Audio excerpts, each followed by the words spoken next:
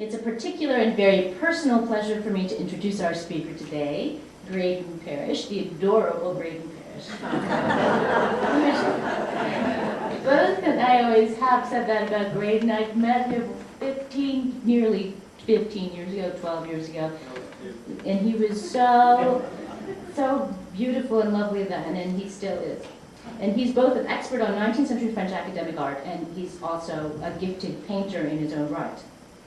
So when Patsy Hicks, the wonderful Patsy Hicks, head of education, and I put our heads together to create this series of lectures to accompany the exhibition of the 40 paintings from the Walters Art Museum that you see upstairs, I immediately thought of Graydon, and I am so hooked and wanted him to come and speak because he's a painter who has incredibly mastered and recreated the refined technique of 19th century French academic painting. Therefore, he can speak authoritatively, as no one really can, about these paintings from a technical standpoint. So I thought that that would really be revelatory for all of us. Now, just a few words about Graydon himself.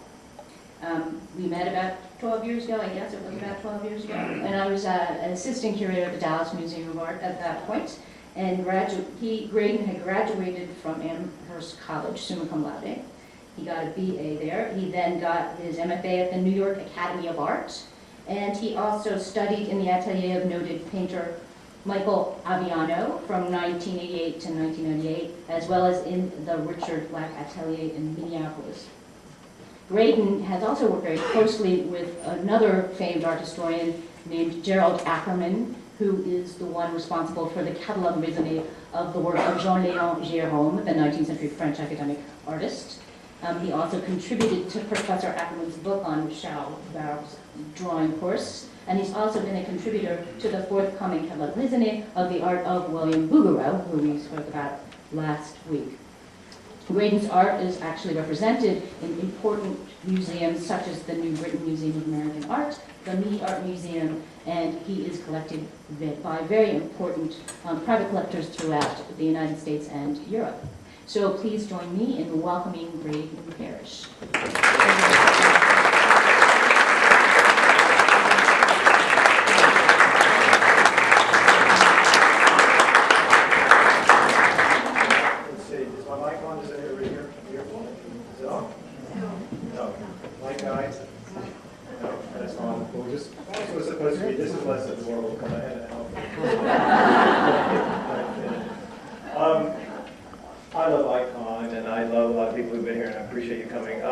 I'm giving you I'm sort of what the art director of the Austin Museum of Art, where I just moved, calls me. I'm a contrarian. And if we kind of have looked at these things in the Walters collection, we've learned a lot about a lot of different styles. And we've juxtaposed Gérôme with Delaroche, and Delaroche with the Barbizon School, and the Barbizon School with Monet. And so we all know that artists are supposed to be contrarian. I mean, that's the way you're supposed to be. So I wanted to present a lecture that both did two things. I wanted to offer you a different perspective on looking at art, and I wanted to, especially contemporary art, and the kind of art that I'm associated with. And also I wanted to talk to you about the means to working towards understanding this kind of contemporary art. So I came up with a lecture that is called Technique as Influence, because I think that technique and how something is said or how something is presented is very important. Like I can say, I hate this place, like that. And the mic should be on because that was the microphone. It's on now, okay, there we go. Because that was supposed to be really big. I hate this place. I hate this place, or I hate this place because of the, the ambiance, or whatever, because it gives you explanation. You learn more. I can give you something very, with a great demonstrative, it has a certain effect, or I can give you something eloquently or soft-spoken.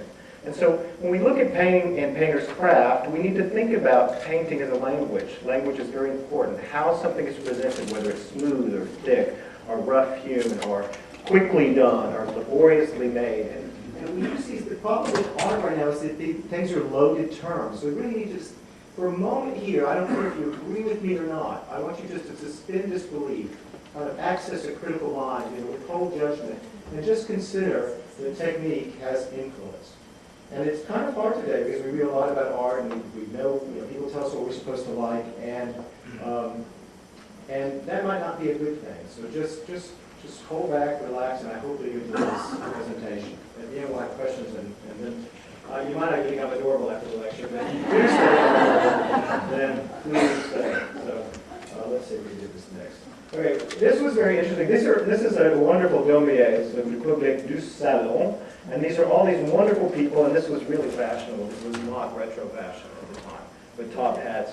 All of these people, and it looked like a friend of mine just a minute ago when we were looking into Meissonier. And you see, oops, let's go back. See that? Okay, that's my pointer.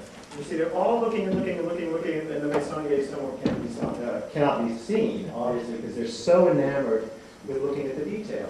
And Meissonier wasn't stupid, and he wasn't somebody who was just, being, wow, technique for technique's sake, but it had a meaning to its public. It was really an engaging thing.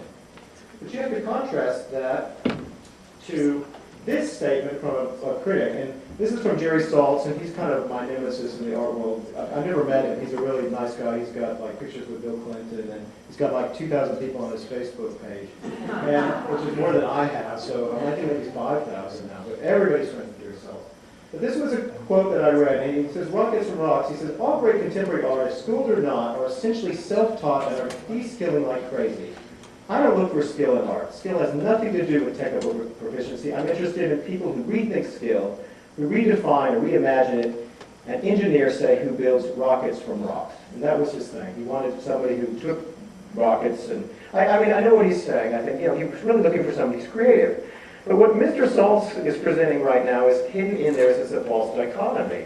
He's saying, I don't care how the rocket is built. It can be built from rocks, but he didn't tell us if it's a beautiful rocket or a rocket that's well constructed, if he even hired a contractor, if he just made it out of Play-Doh. I mean, it was there. So one can imagine a whole scenario in between rockets and rocks and all kinds of permutations that have all kinds of meanings. So I want to take you on this little odyssey about looking at these things and what these meanings might mean outside of what we've been told in our history class.